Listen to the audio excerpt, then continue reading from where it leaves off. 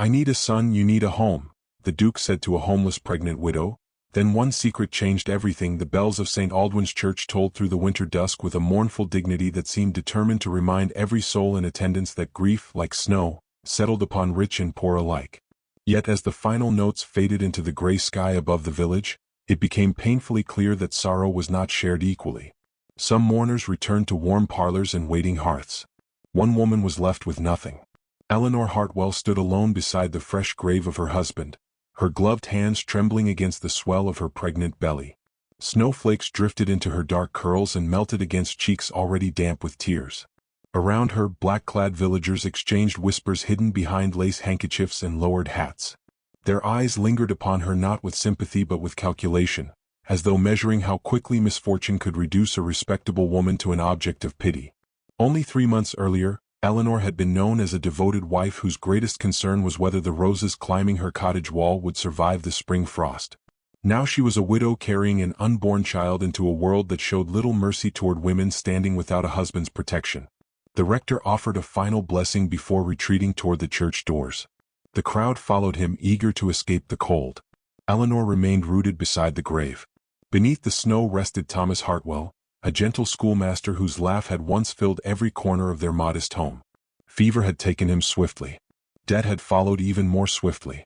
The crunch of boots approaching over frozen ground drew Eleanor from her thoughts.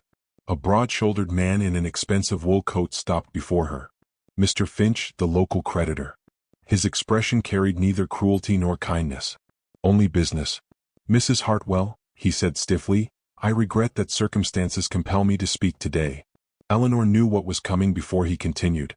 The cottage must be surrendered by sunset. A murmur rippled through nearby onlookers. Her fingers tightened around the handle of her worn satchel. "Today," she asked quietly, "the debts remain unpaid. My husband has been buried scarcely an hour. I understand your distress." His voice suggested he understood nothing at all. Eleanor swallowed against the ache rising in her throat. "And where am I expected to go?" Mr. Finch shifted uncomfortably. "That matter is no longer under my authority." The answer landed like a blow. No longer under his authority. No longer anyone's responsibility. The villagers lowered their eyes. Not one stepped forward. Not one offered a room. Not one offered a meal. Not one offered hope. The humiliation stung far more sharply than the winter wind. Eleanor had spent years helping neighbors through illness and hardship. She had delivered soups to sick children, sewn blankets for struggling mothers, and sat through countless lonely nights comforting grieving families. Yet now, when misfortune visited her doorstep, compassion vanished behind closed doors. The crowd dispersed. Carriages rolled away. Church doors shut. The graveyard grew silent. At last Eleanor turned from her husband's resting place. "I shall do my best, Thomas," she whispered to the snow-covered earth. The words nearly broke her. She gathered her skirts and began the lonely walk toward the cottage. By the time she arrived, the sky had darkened into deep blue twilight. The tiny house looked unchanged. Smoke no longer curled from the chimney. Light no longer glowed from the windows. For the first time it felt like a place belonging to ghosts. Inside she packed what little remained. A framed sketch of Thomas. Several dresses. A book of poems. A silver locket containing her mother's portrait. The possessions barely filled a single bag. Years of love reduced to a handful of keepsakes. When she stepped outside again, the lock had already been changed. The sound echoed inside her chest. A final ending. Snow began falling harder. The road stretched ahead without destination. Eleanor walked because standing still seemed even more frightening. The village lamps flickered behind her. Dark fields spread before her. The cold seeped through every layer of clothing. Hours passed. The child stirred within her. A sharp pain suddenly gripped her abdomen. She gasped and pressed a hand against her belly. Not labor. Not yet. But close enough to awaken fear. She continued onward. Another pain followed. Then another. The snowstorm thickened. Wind howled through skeletal trees. Her boots slipped repeatedly against frozen ground. Still she walked. What else could she do? Night had fully fallen when distant lanterns appeared through the storm. At first she thought she was imagining them. Then she saw the outline of iron gates. Beyond them rose the magnificent silhouette of Ashford Manor. Its towers pierced the snowy darkness like something from a fairy tale. Warm golden light shone from hundreds of windows. The sight seemed impossibly beautiful. and impossibly distant from her life. Eleanor took another step, then another. Her strength faltered. The satchel slipped from her fingers. A violent wave of dizziness swept through her. She collapsed beside the roadside, snow gathering across her skirts. The world blurred. Hoofbeats echoed through the storm. A carriage emerged from the darkness. Black horses thundered toward the gates. Servants shouted. The carriage slowed. Its door opened. A tall figure descended into the swirling snow. Even through fading consciousness, Eleanor sensed authority in every movement. The stranger approached and knelt beside her. His face was striking, his expression grave, his dark coat dusted with snow. Strong gloved hands steadied her shoulders. For a moment his gaze fell upon her swollen belly, then upon her exhausted face. When he spoke, his voice carried the calm command of a man accustomed to being obeyed. "Good God," he murmured. "Who has left you here?" Eleanor tried to answer, but her vision dimmed. Around them, servants waited silently. The stranger removed his cloak and wrapped it around her trembling form. Then, as the storm raged and darkness threatened to pull her under, she heard words so unexpected that they seemed born from a dream. "Madam," he said softly, "I need a son and you need a home. Come with me." And with those impossible words, the Duke of Ashford changed the course of both their lives. Eleanor awoke to warmth so unfamiliar that for several bewildering moments she believed she had died. A fire crackled somewhere nearby, its golden light dancing across a ceiling painted with delicate cherubs and winding ivy. Heavy velvet curtains framed tall windows. The scent of beeswax candles mingled with lavender and polished wood. Beneath her rested a mattress softer than anything she had known even before her husband's death. Then memory returned. The snow. The road. The stranger. The Duke. Her hand instinctively moved to her stomach. Relief washed through her when she felt the child stir. A maid noticed the movement and hurried forward. "Please remain comfortable, my lady." The title startled Eleanor more than the luxurious surroundings. "I am not a lady." The young woman smiled politely. "You are a guest of His Grace." Before Eleanor could respond, the chamber door opened. Duke Sebastian Ashford entered.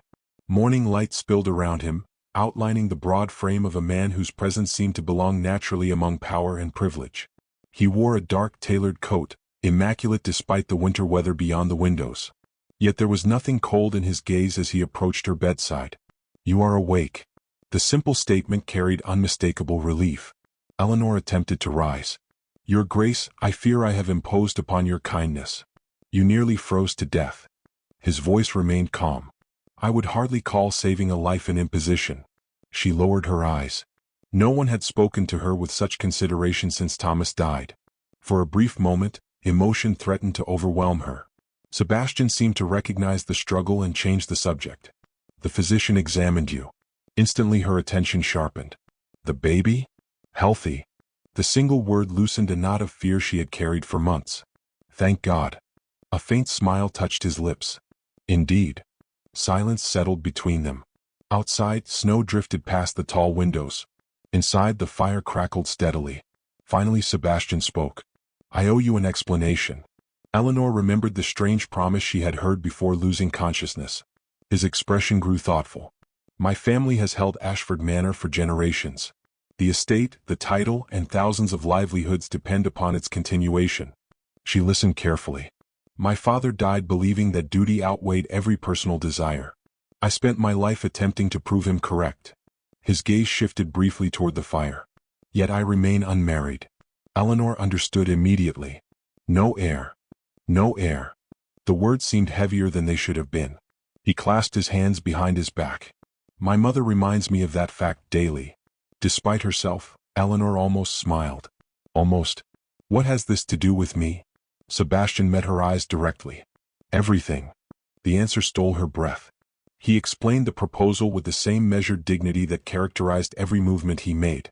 She would remain at Ashford Manor. She would receive protection, medical care, and security. Her child would be raised without poverty or shame.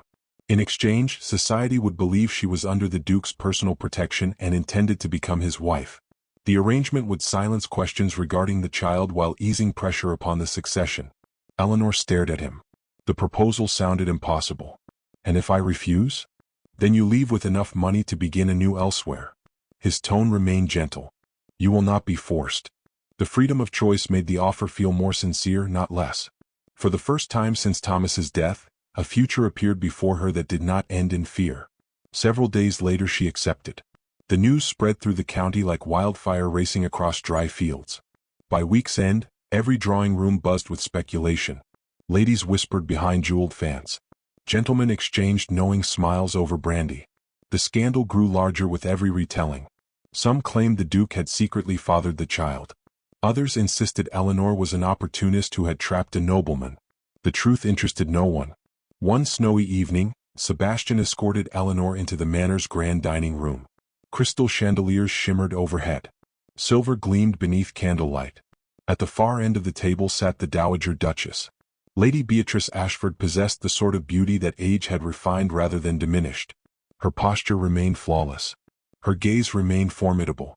She studied Eleanor as though examining a questionable investment. So this is the woman. The words were not rude. Yet neither were they welcoming. Eleanor felt every servant in the room grow still. Sebastian calmly took his seat. Mother. The warning hidden within the single word was unmistakable. Lady Beatrice lifted one eyebrow. You bring home a pregnant widow and expect society to remain silent. I expect nothing from society. The Duchess looked from her son to Eleanor.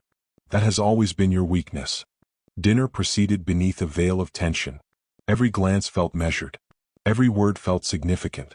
Yet when Eleanor answered questions about her late husband, her education, and her childhood, the Duchess's expression subtly shifted. Not approval. Not yet. But curiosity. After dinner, Sebastian requested a private conversation. They walked through a gallery lined with ancestral portraits. Generations of Ashfords watched from gilded frames. She dislikes me, Eleanor said softly. She dislikes surprises. The answer made her laugh despite herself. The sound echoed through the corridor. Sebastian looked genuinely pleased to hear it. The realization unsettled her. For weeks, life settled into an uneasy rhythm. She attended meals. She walked the gardens when weather permitted. She read in the library. Meanwhile, gossip multiplied. Then came the gift. One afternoon Sebastian entered the library carrying a small velvet box. Without ceremony he placed it before her. Eleanor hesitated before opening it. Inside rested a sapphire brooch surrounded by tiny diamonds. The stone glowed like captured midnight. It belonged to my grandmother, he said. Shock flooded her face. I cannot accept this. You can. It is far too valuable. His expression softened. The woman who wore it possessed courage when courage was unpopular. His gaze lingered on her. I believe she would have preferred you wear it now. For several seconds Eleanor could not speak. No jewel had ever made her feel beautiful. Yet somehow this one made her feel seen. Days later, Ashford Manor hosted its annual winter ball. Music swelled beneath glittering chandeliers. Silk shimmered. Diamonds flashed. Conversation flowed like champagne. Eleanor descended the grand staircase wearing the sapphire brooch. Every eye followed her. Some with admiration. Most with judgment. Still she held her head high. At the foot of the staircase Sebastian waited. Pride flickered briefly across his features. Then the crowd suddenly parted. An elderly nobleman stepped forward, staring at Eleanor with visible astonishment. The color drained from his face. My God, he whispered. His trembling gaze never left her. You have your mother's eyes. And in that instant the ballroom fell silent. The silence that followed the nobleman's words seemed to stretch across the ballroom like a crack spreading through glass. Music faltered. Conversations died. Even the orchestra appeared uncertain whether to continue. Eleanor stood motionless beneath the crystal chandeliers, feeling hundreds of eyes settle upon her with renewed curiosity. The elderly gentleman stepped closer. His silver hair gleamed beneath the candlelight, and his weathered features carried unmistakable shock. Forgive me, he said quietly. I did not intend to create a scene. Yet a scene had already been created. Lady Beatrice Ashford rose slowly from her chair. You appear to know our guest. The man bowed. Lord Percival Hawthorne. The name stirred recognition throughout the room. Few aristocrats possessed greater influence. His gaze remained fixed upon Eleanor. I knew a woman many years ago. Her name was Rose Bennet. Eleanor felt her heartbeat stumble. Her mother's name. A name she had not heard spoken aloud in years. The realization struck her so suddenly that she nearly lost her breath. You knew my mother? Lord Hawthorne nodded. Very well. The answer ignited whispers throughout the ballroom. Sebastian immediately stepped beside Eleanor. Not possessively. Protectively. The distinction mattered. Lord Hawthorne seemed to notice. Your mother worked briefly at Blackthorn Hall, he continued. But she was never truly a servant. Lady Beatrice's eyes narrowed. What exactly are you implying? The elderly nobleman hesitated. I am implying that old stories are not always true. Those cryptic words only deepened the mystery. Before anyone could press further, Sebastian calmly ended the discussion. This conversation can continue another day. His tone left no room for argument. The ball resumed, though its earlier elegance never fully returned. Every guest now viewed Eleanor through a different lens. Not merely as a pregnant widow. Not merely as the Duke's scandalous companion. But as a woman carrying a question no one could yet answer. That question followed her through the days that came after. Servants exchanged speculation in hallways. Visitors arrived bearing curiosity disguised as courtesy. Letters appeared from distant relatives claiming forgotten acquaintances with her family. The uncertainty unsettled her. For years she had believed she understood her origins. Her mother had died when Eleanor was young. The past had always seemed simple. Now it felt crowded with shadows. Lady Beatrice wasted little time pursuing answers. Documents were requested. Parish records were examined. Old correspondences emerged from dusty archives. The Dowager Duchess approached the investigation with the relentless precision of a military campaign. Meanwhile, winter slowly loosened its grip upon Ashford Manor.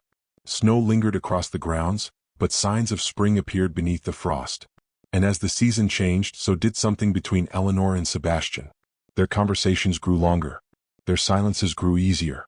The arrangement that had once felt purely practical became increasingly difficult to define. One evening they sat together in the manor library. Firelight flickered across towering shelves lined with leather-bound volumes. Outside, rain tapped gently against the windows. Inside, warmth enveloped the room. Eleanor closed the book resting upon her lap. You dislike social gatherings. Sebastian glanced up from his papers. Is that your conclusion? It is my observation. A rare smile appeared. Then your observation is accurate. She found herself smiling in return. You hide it well. I have had years of practice. The answer carried unexpected sadness. Eleanor studied him carefully. Your Grace, may I ask something? You may ask anything. The quiet sincerity of his response surprised her. She hesitated only briefly. Were you ever happy? The question lingered between them. For several moments he stared into the fire. When he finally spoke, his voice had softened. My father believed affection weakened judgment. Eleanor listened without interruption. He measured success through discipline, duty, and sacrifice. And your mother? She loved him. The simplicity of the statement somehow made it tragic. Sebastian's gaze remained fixed upon the flames. I spent years attempting to become the son he wanted. His expression darkened slightly. The effort succeeded. The words revealed more loneliness than any confession could have. For the first time, Eleanor understood the cost of his title. The wealth, the power, the expectations. All of it had come at a price. You are not him, she said quietly. His eyes met hers. Something vulnerable flickered there. Some days I wonder. The honesty touched her deeply. Without thinking, she reached across the small distance between them. Her hand rested lightly over his. Neither moved away. The contact lasted only seconds. Yet it felt significant. Dangerously significant. The next afternoon they traveled together through the countryside. The carriage rolled along winding roads bordered by bare trees and frozen streams. Gray clouds drifted overhead. Inside the carriage, a comfortable silence settled between them. At last Eleanor spoke. I have spent so much of my life being afraid. Sebastian turned toward her. She stared through the window while gathering courage. When my mother died, I feared being alone. The landscape blurred past. When Thomas became ill, I feared losing him. Her voice grew quieter. After his death, I feared everything. She swallowed carefully. Poverty. Judgment. The future.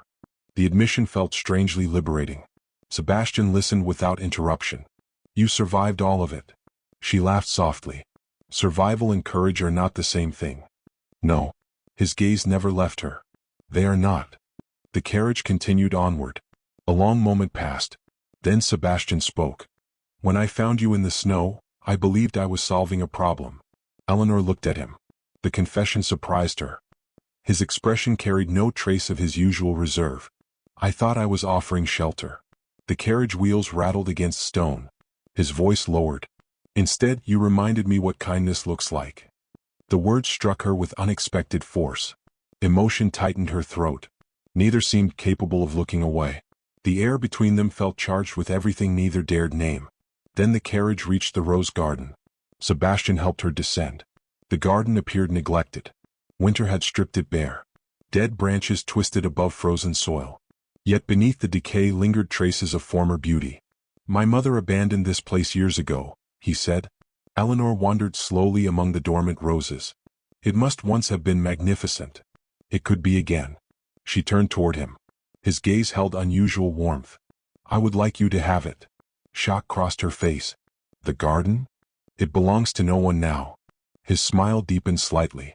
And I suspect it requires someone capable of seeing life where others see ruins. For a moment she could not speak. The gift felt more intimate than the sapphire brooch. It was not wealth. It was trust. As evening approached, they walked back toward the manor together, their steps unhurried, their conversation easy. For the first time since Thomas's death, Eleanor felt hope blooming inside her without guilt.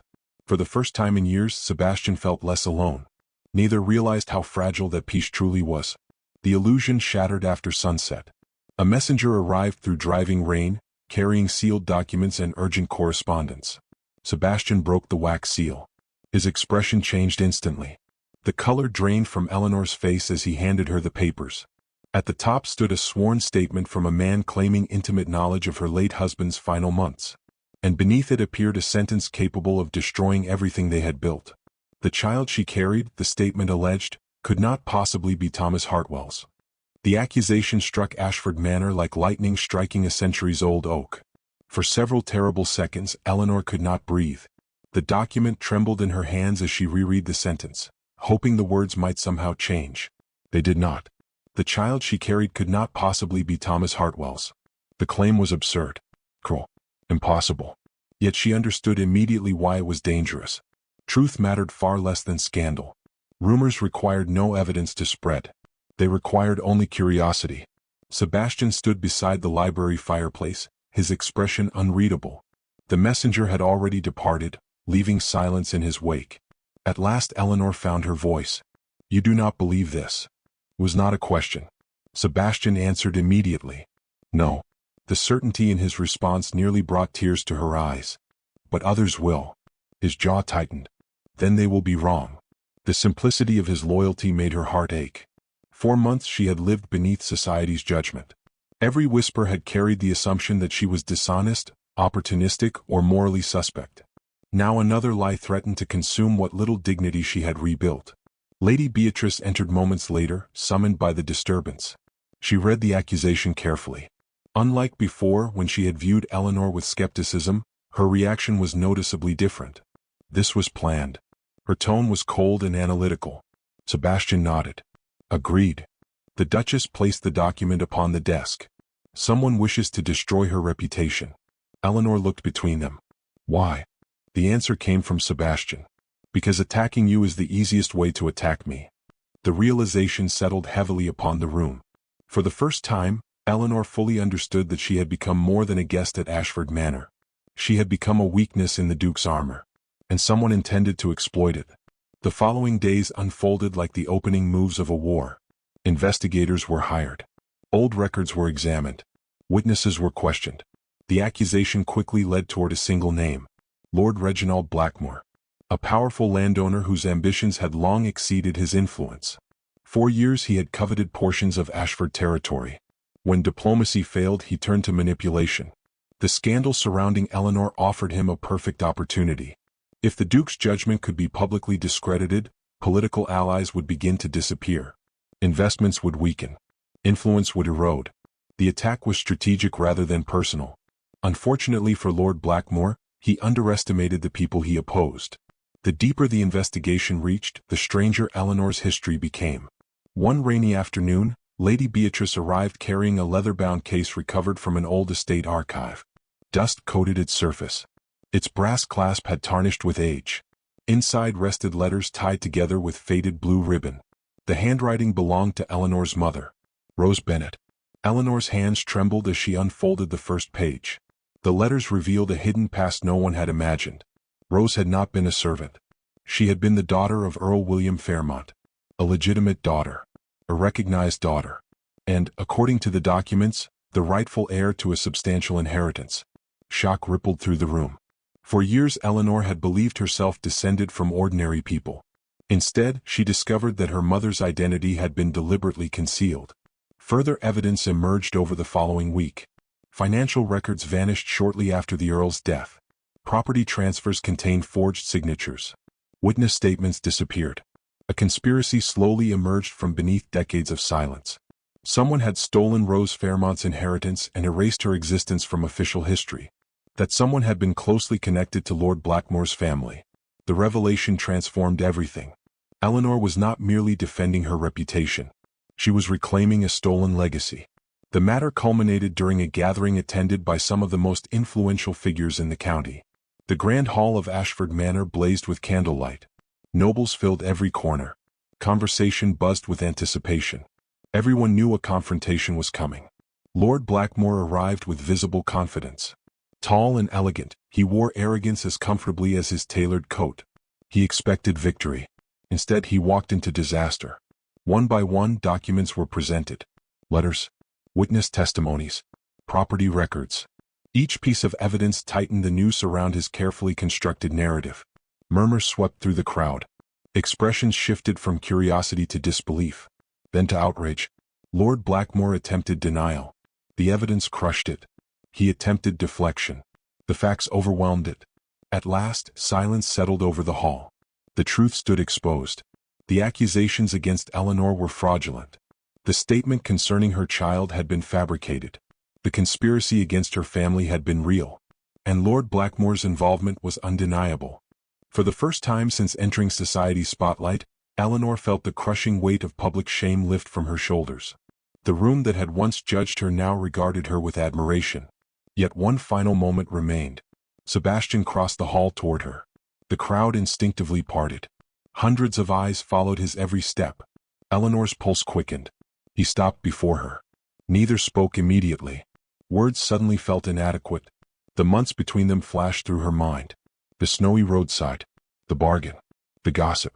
The library conversations. The rose garden. The quiet acts of kindness that had gradually transformed necessity into something infinitely more dangerous. Something neither had dared name. Sebastian extended his hand. The gesture appeared simple. His meaning was not. Gasps echoed throughout the hall. A duke did not publicly align himself with controversy. A duke certainly did not do so after every reason for caution had been placed before him. Yet Sebastian never hesitated. His gaze remained fixed upon Eleanor. "If the world demands that I choose between my title and this woman," he said clearly, his voice carrying across the hall, "then let the title burn." The declaration struck the gathering with the force of thunder. Emotion flooded Eleanor's chest. She placed her hand in his. Warmth closed around her fingers. Steady. Certain. Real. For the first time she allowed herself to believe that she was loved. Not pitted. Not protected. Well, Sebastian turned toward the assembled guests. "I once believed I needed an heir." His voice softened slightly. "I was mistaken." The crowd listened in complete silence. What I needed was her. Tears shimmered in Eleanor's eyes. Years of loneliness seemed to dissolve beneath those words. The hall erupted into astonished murmurs. Even Lady Beatrice appeared deeply moved. Victory should have felt complete. The lies were exposed. The inheritance restored. The future finally secure.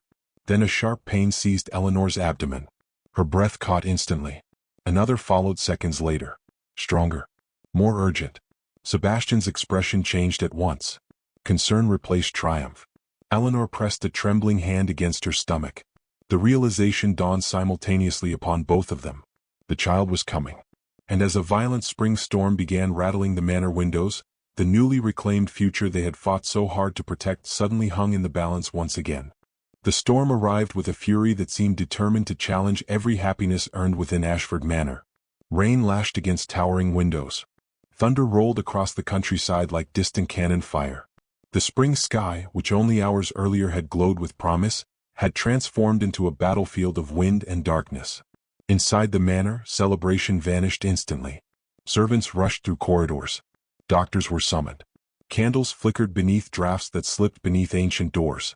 At the center of the chaos stood Sebastian Ashford, Duke of Ashford, a man who had faced political rivals, financial crises, and public scandal without visible fear. Yet nothing in his life had prepared him for this. Eleanor's labor had begun. She was carried carefully to her chamber while physicians issued instructions and maids hurried to obey them. The grand hall that had witnessed declarations of love now echoed with anxious whispers. Sebastian followed as far as he was permitted. Then the bedroom door closed. The sound struck him harder than any insult ever had. For the first time in years he could do nothing. No title could help him. No wealth could protect her. No authority could command fate. The realization was unbearable. Hours passed. The storm intensified. Rain hammered relentlessly against the glass. Lightning illuminated the manor grounds in violent flashes of silver. Sebastian remained outside Eleanor's room. Servants repeatedly offered food. He refused. They offered rest. He refused that as well. Lady Beatrice eventually approached him.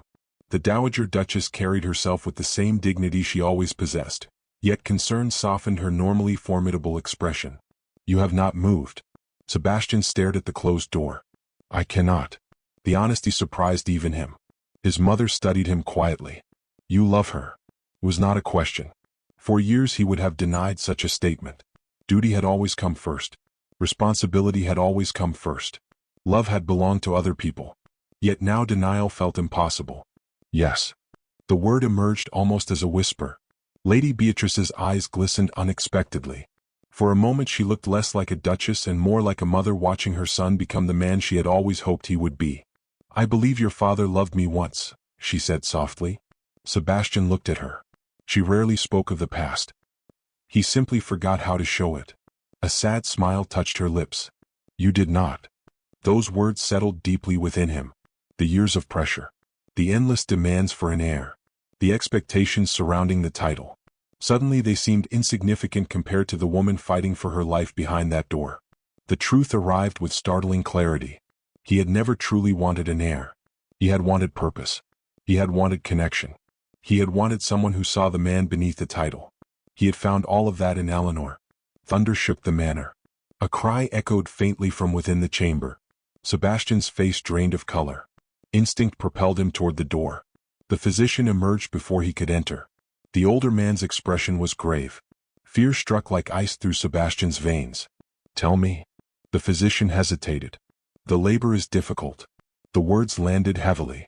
"Will she survive?" The physician did not answer immediately. That silence revealed everything. For the first time since childhood, Sebastian bowed his head and prayed. Not for his title. Not for his estate. Not for the future of Ashford Manor. Only for Eleanor. The servants witnessed the moment with astonishment. The proud duke stood motionless beneath the flickering candlelight, asking heaven for mercy. Hours slipped by. The night deepened. Exhaustion settled across the household. Yet nobody truly slept. The fate of Ashford Manor waited behind a single door. Then, shortly before dawn, the storm began to weaken. Rain softened. Thunder retreated into the distance. A fragile stillness settled over the estate. Sebastian stood as another sound emerged from the chamber. Not a cry of pain. Not a command from a physician. A baby's cry. Sure. Strong. Alive. For one suspended moment nobody moved. Then the realization spread. The child had arrived. A maid burst through the doorway with tears streaming down her face.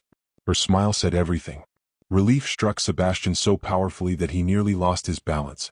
"Your Grace," she whispered. He could barely speak. "Eleanor?" The maid nodded. "She lives." The words shattered the final walls around his heart. Emotion flooded through him with overwhelming force.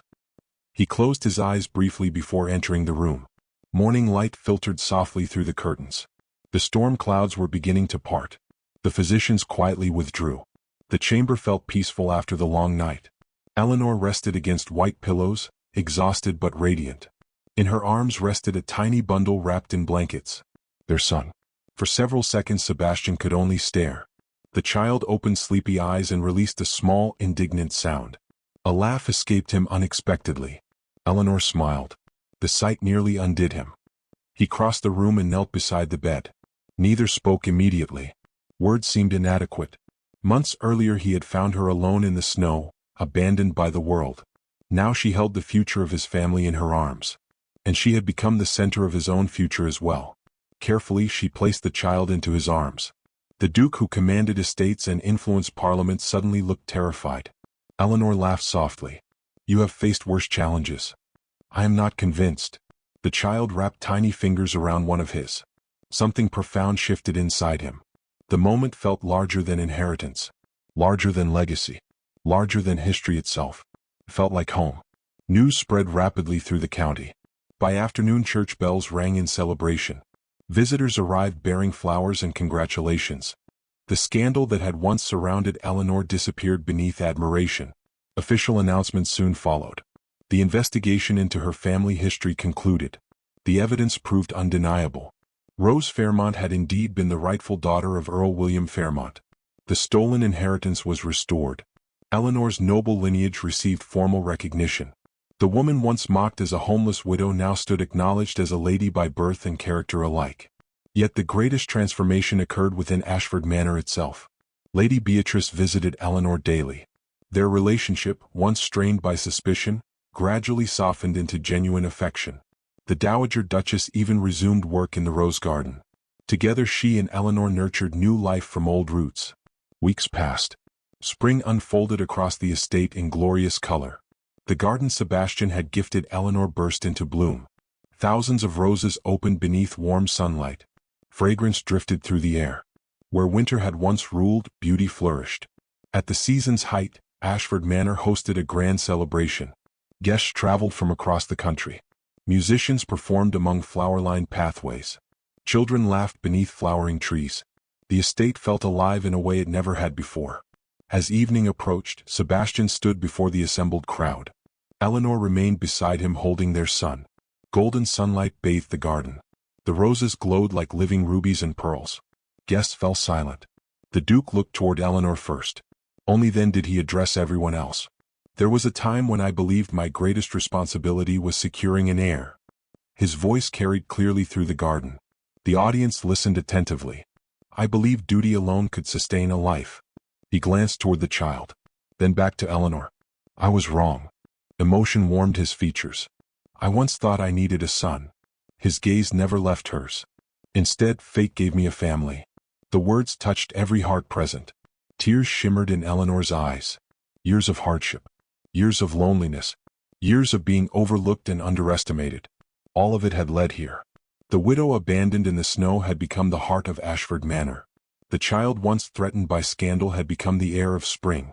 And the Duke, who believed duty mattered more than love, had finally discovered that the strongest legacy was neither land nor title. It was the courage to open one's heart when the world expected it to remain closed. As the sun dipped below the horizon and the roses swayed gently in the evening breeze, Ashford Manor seemed transformed. Not by wealth, not by status, but by kindness offered on a snowy night. A single act of compassion had rewritten countless destinies.